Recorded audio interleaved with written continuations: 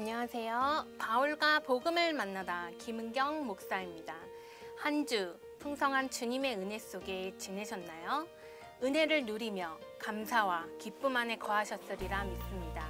그리고 참 자유를 느끼셨으리라 생각합니다. 갈라디아서 5장 1절의 말씀 읽어볼게요. 그리스도께서 우리를 자유롭게 하려고 자유를 주셨으니 그러므로 굳건하게 서서 다시는 종의 멍에를 매지 말라. 아멘. 바울과 복음을 만나다 5번째 시간, 복음과 자유의 주제로 갈라디아서 5장을 다룰 것입니다. 여러분, 복음에는 참 자유가 있습니다. 미국의 루즈벨트 대통령은 이런 말을 했어요. 우리의 기본적인 자유에는 언론의 자유, 신앙의 자유, 요구의 자유, 공포로부터의 자유가 있다고요.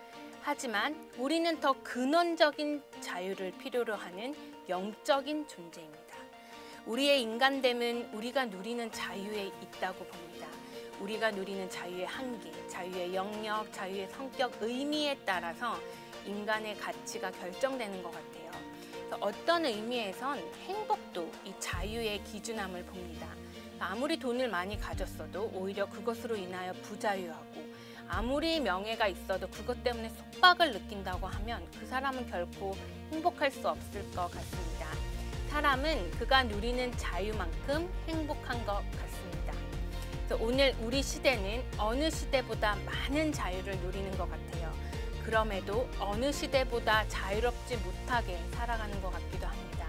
참 자유를 누리지 못하기 때문이죠. 하지만 여러분, 복음을 믿는 우리는 자유의 삶이 있습니다. 또한 복음을 믿는 우리가 이루어야 할 자유의 역사도 있는 것 같아요. 하나님께서 우리에게 주신 축복 중에 하나는 자유입니다. 인간은 자유 없이 진정으로 행복할 수 없어요.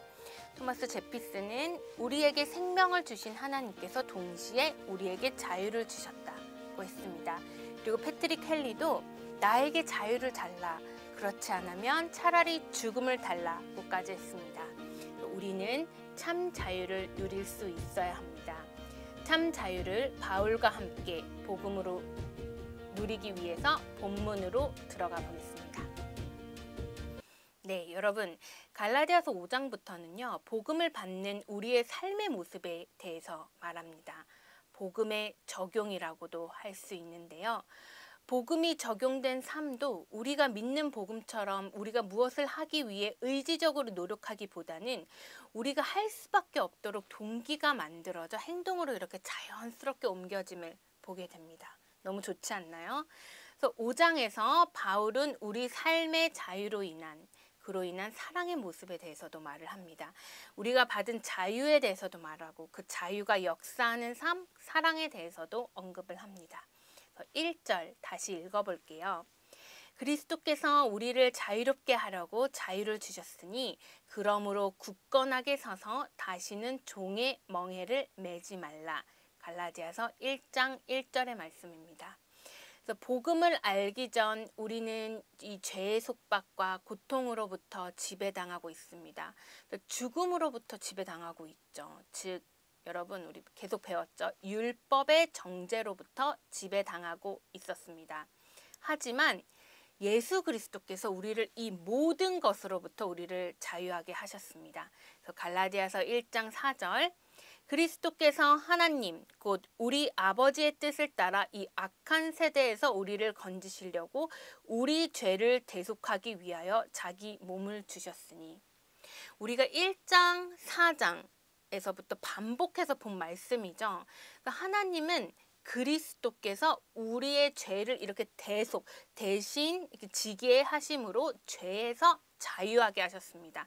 또 그리스도 안에서 영원한 생명을 얻게 하심으로 죽음으로부터 자유하게 하셨습니다. 그리스도 안에서 우리를 용서하시고 용납하심으로 율법의 정죄로부터 자유하게 하셨습니다. 여러분, 이 자유는 은혜예요. 그래서 13절, 갈라디아서 5장 13절로 좀 내려가면, 형제들아 너희가 자유를 위하여 부르심을 입었으나. 여러분 생각나세요? 바울은 1장에서 그의 부르심을 어떻게 고백했나요? 그의 은혜로 나를 부르신 이가 라고 표현합니다. 예수 은혜로 나를 부르신 이가 라고 표현하기도 하죠. 우리가 어떤 공로로 말미암은 것이 아니라 하나님의 부르심으로 말미암은 것입니다. 그리고 우리는 자유로 부르심을 받았습니다. 이것이 그리스도인이 된다는 것입니다. 여러분, 우리가 자유하도록 하나님은 그리스도 안에서 우리를 부르십니다. 그리스도 안에서만이 우리는 참된 자유를 누릴 수 있습니다. 우리는 원래 자유롭게 살도록 부름을 받은 사람들이죠. 그 안에서, 그 자유 안에서 살도록 은총을 입은 사람들, 즉 은혜를 받은 사람입니다. 그렇기에 복음은 자유로 부르는 은혜의 부르심입니다. 여러분, 기독교는 어떤 이렇게 제한된 속박이 아닌 자유의 종교이며 모든 그리스도인들이 차별 없이 공통으로 이 자유를 받아요. 그래서 거짓 교사들이 말하는 이 율법을 지켜야 하는 이 율법의 압제로부터 우리는 자유를 얻습니다. 그리고 구원을 얻기 위해 또는 하나님의 은총을 얻기 위해 율법을 지켜야 한다는 그 무시무시한 사실 앞에서도 우리는 자유를 얻어요. 어떻게 해요? 바로 예수 그리스도의 사건 때문입니다. 그리스도는 우리를 진짜 자유롭게 하셨고 우리를 자유 안에서 굳건하게 서게 합니다. 바울은 우리가 은혜의 부르심으로 자유를 얻었고 굳건하게 서기 위해 율법, 즉 할례로부터 구원을 얻는다는 거짓 교사들의 가르침에 돌아선 그들을 향해 2절부터 3절 이렇게 외칩니다. 2절에서 보라, 나 바울은 이렇게 말하노니 너희가 만일 할례를 받으면 그리스도께서 너희에게 아무 유익이 없느니라. 또한 그리스도께서 끊어지고 은혜를 떨어진 자로다. 이렇게 3절에 계속해서 얘기를 하는데요. 즉 할례를 너희 즉 갈라디아인들아 너희가 하는 것은 그리스도를 잃는 것, 율법으로 의롭다함을 받으려 하는 것은 은혜에서 떨어지는 것이야. 구원에 있어 즉 참 자유를 얻는 것은 율법을 선택하면 그리스도를 잃어요. 즉 율법을 선택하면 은혜에서 떨어집니다. 그래서 바울은 5장 서론에서 복음에 대해서 이렇게 말을 하는 걸 보면 이 참 자유는 오직 믿음으로, 오직 은혜로 그리스도 안에서만 있습니다. 여러분, 성서에는 또 이렇게 자유에 대한, 예수 그리스도 안에서 자유에 대한 말을 이렇게 말합니다. 요한복음 8장 36절. 아들아, 너희를 자유롭게 하면 너희가 참으로 자유로우리라. 그다음에 로마서 6장 14절에 죄가 너희를 주장하지 못하리니 이는 너희가 법 아래에 있지 아니하고 은혜 아래에 있음이라 라고 했습니다. 여러분, 예수 그리스도는 그의 진리의 말씀과 그의 은혜로 그의 능력으로 우리를 자유하게 하십니다. 우리는 이 말씀과 은혜와 이 능력을 믿고 받아들이고 순종함으로 자유를 누립니다. 여러분 잘 들으세요. 이 은혜, 예수 그리스도의 은혜, 능력을 믿고 받아들임으로 우리는 순종함으로 자유를 누리게 됩니다. 그래서 자유를 위하여 이렇게 부르심 받은 우리는 또 이렇게 자유하며 살아야 해요. 자유를 받았는데 이 자유롭게 살지 못하면 얼마나 비극일까요? 복음을 믿는 이 그리스도인의 자유는 정치적이거나 사회적 또는 도덕적이거나 관념적인 수준의 이 자유가 아닙니다.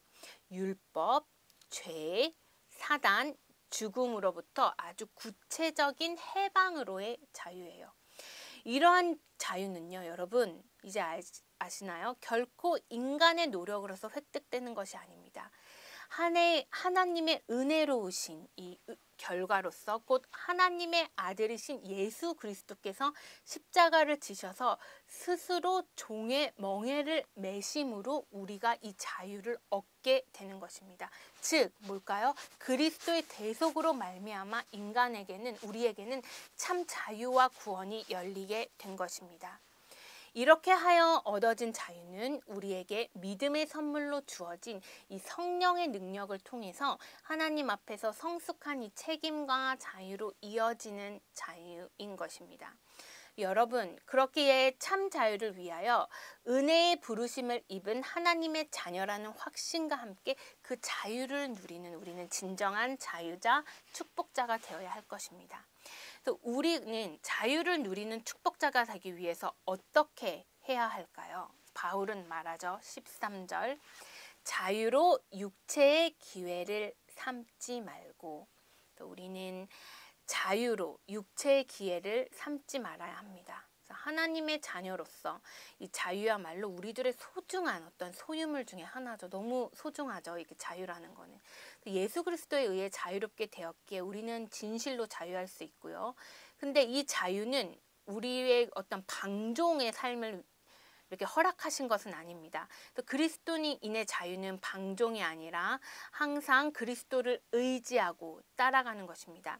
우리가 만약에 이 자유를 육체의 기회로 삼는다면 방종의 사람이 되고 사회에 무력한 사람이 됩니다. 여러분, 심리학자들은 말하죠. 우리에게 세 가지 욕망이 있다고 말합니다. 첫째, 소유에 대한 욕망. 자유롭게 되면 무엇이든지 우리는 가지려고 해요. 두 번째, 향락에 대한 충동.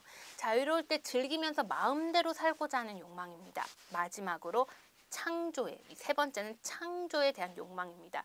자유를 가지고 소유와 향락의 욕망을 채우기 위해 사람은 이렇게 무언가를 창조해 나가요. 정말 우리 그 자유대로. 그 자유는 우리 자신을 오히려 파괴시킵니다.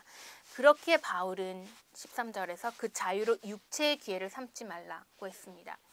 피타고라스라는 사람은 이런 말을 했어요. 잘 자제할 줄 모르는 사람은 자유인이라고 부를 수 없다고 했습니다.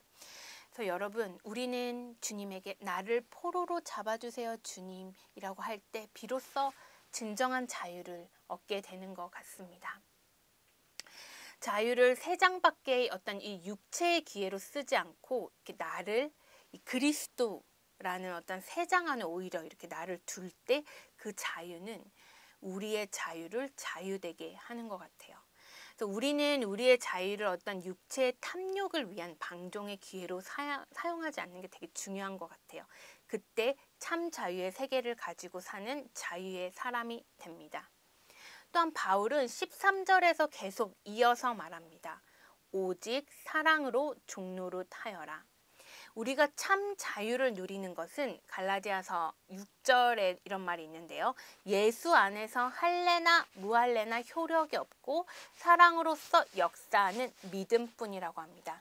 여러분, 자유를 가지고 가치 있게 사는 것은 무엇일까요? 바로 그 참 자유를 가진 그 사랑을 가지고 그 사랑을 이렇게 베푸는 것입니다. 바울은 자유로 육체의 기회를 삼지 말고 뒤에 또 중요한 말을 하죠. 오직 사랑으로 종노릇 하라고 합니다. 우리가 받은 자유를 사랑으로 이렇게 종노릇 하기 위하여 사용하는 그곳에 자유가 이렇게 완성이 되는 것 같아요. 진정한 자유는 그 자유를 가지고 이렇게 사랑하는 데서 얻어지는 것입니다. 자유를 사랑을 위하여 사용하는 데서 자유의 이렇게 능력이 더 커져요. 그래서 우리는 우리를 자유하게 하신 이 하나님의 은혜에 감사해야 하고 뿐만 아니라 우리의 자유를 가지고 사랑의 종노릇 함으로 더 큰 자유와 기쁨과 감격을 누리게 됩니다. 즉 우리는 사랑의 이 종노릇 하는 데서 자유를 누릴 뿐만 아니라 또 자유의 책임을 이루기도 하는데요. 여러분, 어쩌면 우리의 이 참 자유는 우리 자신으로부터의 자유인 것 같아요. 우리는 여러분 나 자신의 노예로 살아갑니다. 그러나 참된 자유를 누리기 위해서는 나에게서 이렇게 자유할 수 있어야 돼요. 나에게서 자유가 얻어야 여러분 옆에 있는 너가 보입니다. 나의 노예가 되면 너가 보이지 않아요. 그렇기 때문에 편견과 고집 속에 살게 되고 이기적이 됩니다. 나의 노예가 되면 모든 것을 이렇게 나 중심적으로 생각해요. 그렇기에 항상 자기만이 옳다고 주장하고 배려와 용납이 없습니다.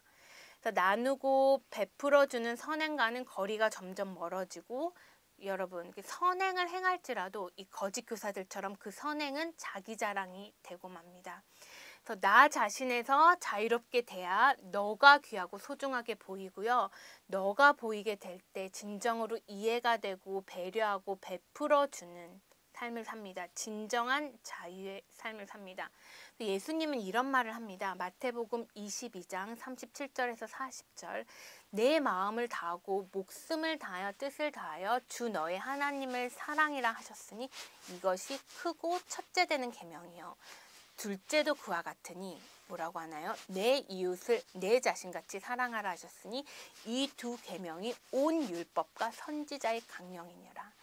내 이웃을 자신같이 사랑하는 말씀은 내가 나에게 자유해야 행할 수 있는 것입니다.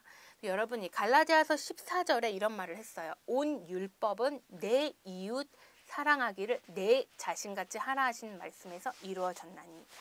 그래서 여러분, 그리스도인의 자유는 이기심이 아니라 서로의 섬김입니다. 역설이죠. 그래서 그리스도인의 자유가 일종의 종노릇이기 때문입니다. 우리가 하나님과 관련해서는 여러분 자유로워요. 하지만 서로에 관련해서는 종입니다. 이것이 사랑의 의미예요. 우리가 서로 사랑하면 섬기죠. 그리고 우리가 사랑하면요, 여러분 되게 역설적으로 오히려 율법이 성취됩니다. 그래서 바울은 여러분 생각나요? 5장 1절 그리스도께서 우리를 자유롭게 하려고 자유를 주셨다라고 했습니다. 그리스도께서 우리를 자유하게 하시고 그 자유는 우리를 온전하고 성숙한 그리스도인으로서 자유와 즐거움이 있습니다. 또 갈라디아서 5장을 우리는 자유 또는 방종, 율법, 사랑의 관계로 보았는데요. 처음에 여러분 우리는 자유를 위하여 부르심을 입었다라고 말하는 그 자유는 하나님의 이 평화를 누리는 것, 십자가를 달리신 그 그리스도의 그 믿음의 대상인 그 사건의 믿음을 통해 우리는 이 자유로울 수 있어요. 정말 진정한 자유, 이 율법의 속박으로부터 이 양심의 가책에서 깨끗하게 되고 이 죄사함 또한 용납, 그 다음에 아들됨, 이 4절에서도 했죠. 그 아들됨, 은혜의 사건, 그 말할 수 없는 기쁨, 공로 없이 이 자비를 경험하는 이 자유가 있습니다. 그리고 우리는 이 은혜로 자유를 누리게 되기 때문에 우리 자신과 이웃에게 올바른 자유를 표현해야 됩니다. 그래서 육체를 통제하는 자유이며 이웃을 섬기는 자유입니다.